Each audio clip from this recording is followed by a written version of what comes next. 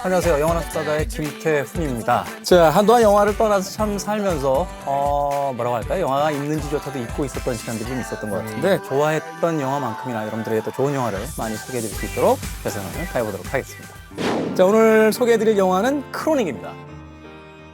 저는 이 영화를 오늘 소개하라는 이야기를 듣고 나서 확실히 이 스태프들이 저에 대한 감정이 있구나.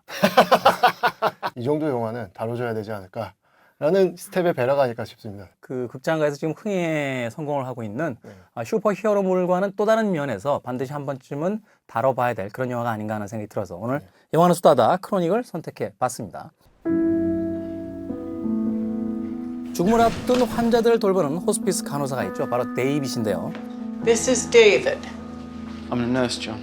자신이 맡은 환자에 따라 아픈 아내를 잃은 남편이 되기도 했다가 I was. My wife passed away recently.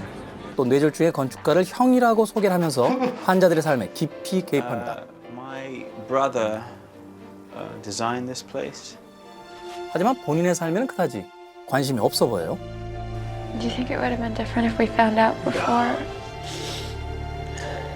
결국 사소한 오해로 환자를 학대한다고 느낀 환자 가족들에게 고소를 당하게 되는데 They want to sue you for sexual harassment. John's family, his children. 모든 걸 받아들이며 자신의 인생을 대신해 환자의 꺼져가는 삶이 절실히 필요했던 한 남자의 이야기. 영화 크로닉입니다. 팀 로스라고 하는 그 헐리우드에서 어떻게 보면 가장 변화무쌍한 배우가 주연을 맡고 있어요. Is that it? 굉장히 남자다운 역할을 많이 한 어깨에 있으신 분이시죠. 어깨. 예. 이 영화 속에서 이제 팀 로스가 연기하는 데이비스의 어떤 캐릭터에 대해서 약간 혼란스러워지는 장면이 있습니다. 그게 뭐냐면 환자를 간병할 때나 그 환자를 떠나보내고 났을 때 그 주변 사람들과 여러 가지 어떤 일상적인 대화 속에서 마치 Do you always go to your patients' funerals? Sometimes, yes. 그 사람이 자신의 진짜 아내였던 것처럼 Are you married? Do you have to deal with this? I was. My wife passed away recently. She was very sick. I took care of her. 그렇게 어떤 역할놀이처럼 그 이야기하는 장면들이 있거든요. What kind of stuff do you design? Functional stuff, you know.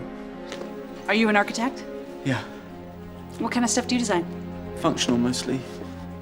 환자하고의 삶하고 이제 자신의 삶을 구별하지 못하게 된 텅 빈 자아를 갖게 된 주변의 물감을 이제 전부 그대로 흡수해버리는 백지 같은 존재라는 거죠. 2015년 칸 영화제에서 대본상, 그러니까 각본상을 받았습니다. 근데 등장하는 대사들이 굉장히 상징적이라는 거죠. Can I get a fresh towel? 그 헬스클럽에서 왜 그 비닐팩을 뜯은 수건을 건네자 그 네. 트레이너가 막 짜증을 내잖아요. 굉장히 재밌는 장면이죠. 네, Can I get a plastic bag? The point of the plastic bag is that your hands don't touch it before mine.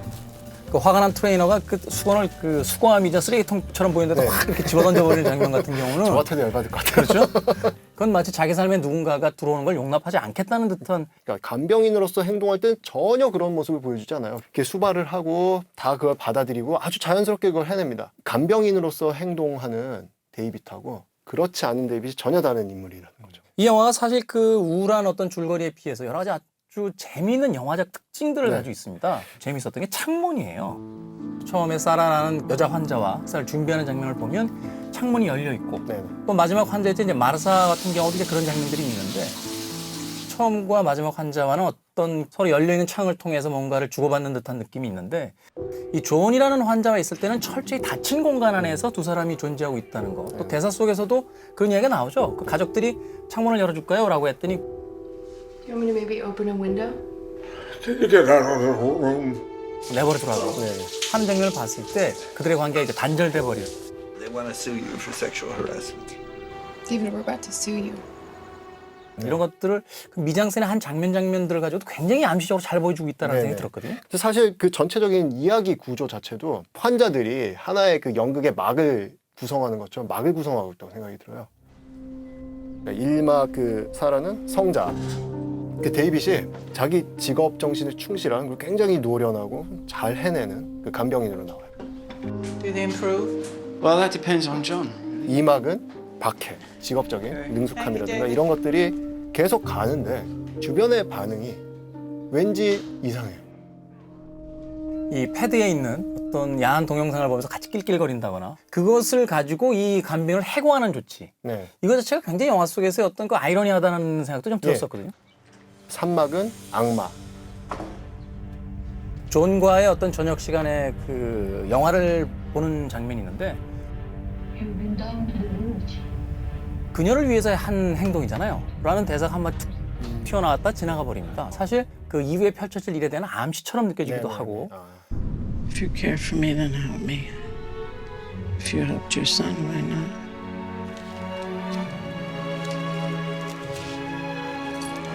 So Martha died. 데이빗만이 악마인가? 어쩌면은 데이빗이 돌본 환자도 악마일 수 있고. 죽음에 대해서 이제 질문을 던진다는 측면에서 네네네. 어떤 태도를 갖는다는 측면에서 그리고 이제 마지막 장으로 간다면 그다음에 사막은 심판. 일종의 이제 심판. 거기까지. 심판이라는 단어는 이제 여러 가지 의미를 이미 유추해 볼 수 있기 때문에 네네. 예, 그 심판에 대한 부분을 극장에서 확인을 해보시면 될 것 같습니다. 영화가 결국 이야기하고자 했던 바는 무엇일까가 궁금해지거든요. 감독이 인터뷰에서도 이제 밝혔는데 이제 관객의 적극적인 해석을 이제 요구하는 영화다 이 영화는. 내가 그런 얘기가 제일 싫어. 뭔가 좀 감독들이 좀 명확하게 얘기해 주면 되는데 예? 그걸 관객들에게 해석을 맡기겠다. 그럼 또 복잡해진단 말이에요. 그다음부터 예. 삶과 죽음 그 어느 쪽도 자의적으로 선택할 수 없다.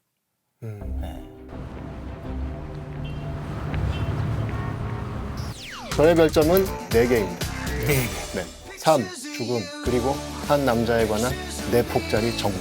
얼음 같은 냉정함으로 쳐다본 진짜 우리들의 세상. 근데 너무 무거워.